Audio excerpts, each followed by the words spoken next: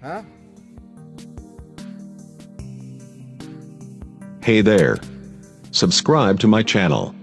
And also press this bell icon. So you never miss any new updates, cause whenever we upload new video you will get a notification. Warahmatullahi wabarakatuh. Hordoftoota HMI YouTube hundi keessama bagana ganaa jiraattan isiniin jedha. Guyyaa har'aa waan bareedduu takka qabadhee isiniif dhiyaadhee jira jechaadha.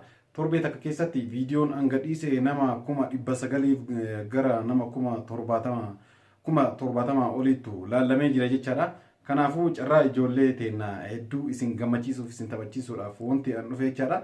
Viidiyoon nama 900,000 ol laale kana gaafa inni miliyoona ga'u gaafa inni miliyoona ga'uudhaaf nama 30 qofatu hafa. Gaafa inni miliyoona ga'u miliyoona tokko gaafa inni ga'u jechaadha. Viidiyoo san irraa screenshot dha'ee nama sadii yeroo tokkoffaaf lammaffaa sadaffaa irratti dursee nama na erge birrii Itoophiyaa 500 badhaasa qabdan jechaadha. HMI YouTube akkasitti hordoftanii gaafa viidiyoon kun har'a ni gaaya abdii guddaa qaba.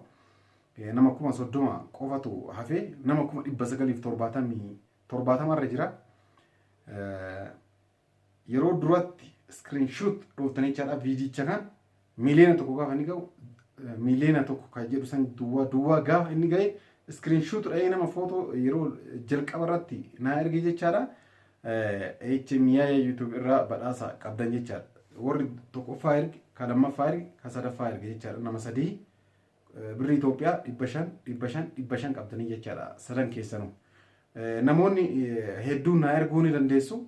Garuu warri shillimaata kana yookaan badhaasa kana fudhatu warra dursee ergeedha jechaadha. Warra dursee erge nama sadiin birrii Itoophiyaa 500 fudhattan jechaadha. Biyya biraallee yoo jiraattan hiriyoota keessaniif, obboleeyyan teessaniif yookaan abbaa keessan nama biyya jirutti naaf himtanii isaanirraa achitti isaaniif erga jechaadha. Kanaafuuyyuu viidiyoo of eeggannoo guddaa dubartoota mana kontiraataatii baatan kan jedheeti mata duree isaa barreessee yookaan namoota hedduun daawwatame kana isinis eeddanii shoot gootanii badhaasa kana keessa akka seentan isiniin jedha jechaadha. Screenshot dhooftanii jechaadha akka hin daganne screenshot dhooftanii gaafa inni miliyoona tokko ga'u nama na erge jechaadha. Miliyoona tokko ga'uudhaaf baay'ee itti dhiyaatee jira.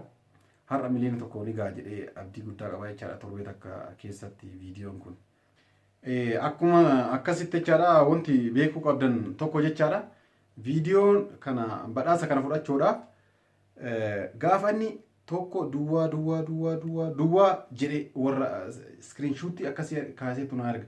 Yoo inni duwwaa tokko jedhe badhaasa keessan argattan. Yookaan 999 leewoo jedhe hin argattan jechaadha.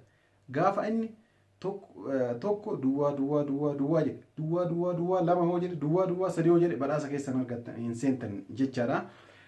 Kanaan jechaadha karaa ittiin argattan peejii HMI YouTube warri peejii hin qaba peejii Facebookaa HMI YouTube ka jedhu achitti karaa saniin na ergitan jechaadha. Gara biraatiin illee Abdii Hussein kan jedhu Facebookatu jira jechaadha. Asitti isin maxxansaa akkuma argitan kana jechaadha. Isaanis na dubbiste yoo na dubbistan karaa messengeraataan daddaftanii na ergitan jechaadha. Warri telegiraama qabdan HMI YouTube HMI jettanii jechaadha karaa telegiraamaatiin na argattan jechaadha. Wanti amma isiniif qopheesse kun waan guddaa ta'eef osoo hin taane jechaadha. Torbee tokko osoo hin goone viidiyoon miliyoona deemu kun jechaadha waan na gammachiiseef kanaaf isin wal bohaarsuudhaaf malee birriin 500 guddatte jedheeti miti jechaadha hordoftoota HMI YouTube. Warri badhaasa kana fudhattan akka hordoftoonni HMI YouTube badhaasa qopheessite san akkam gootee maal akka naan hin jenne jechaadha. Warri screenshot dhooftanii jalqaba irratti na ergitan viidiyoo xiqqoo isii waraabdanii badhaasa kana fudhee jira akkana jettanii hintan jechaadha. Yoo biyya jiraattan biyyatti isinii kenna iddoo isin barbaadanitti akka isiniif geettu taasisa jechaadha. Warri fudhattan fedhii dubbachuu qabaachuu qabdan jechaadha. Akka deebisee YouTube kanarratti sagalee keessan yookaan viidiyoo keessan gadhiisee fudhadhee jira ka jedhu akka uummanni hin sobdanaan hin jenne jechaadha. Akka uummataaf mirkaneessinu isiniin jedha. Viidiyoon kun baay'ee na gammachiisee isinis gammachiisee namoonni hedduun waan daawwatee jechaadha. Baay'ee isin galateeffadha torbee keessatti miliyoonaan viidiyoo laalamaa jiru jechaadha.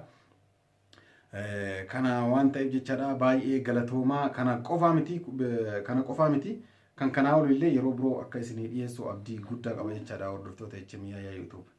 Ammaaf iddoo badhaasaatti wal agarra jechaadha. Iskiriinshuutiidhaaf akka qophooftan har'a miliyoona ni guuta jedhee abdii guddaa qaba jechaadha.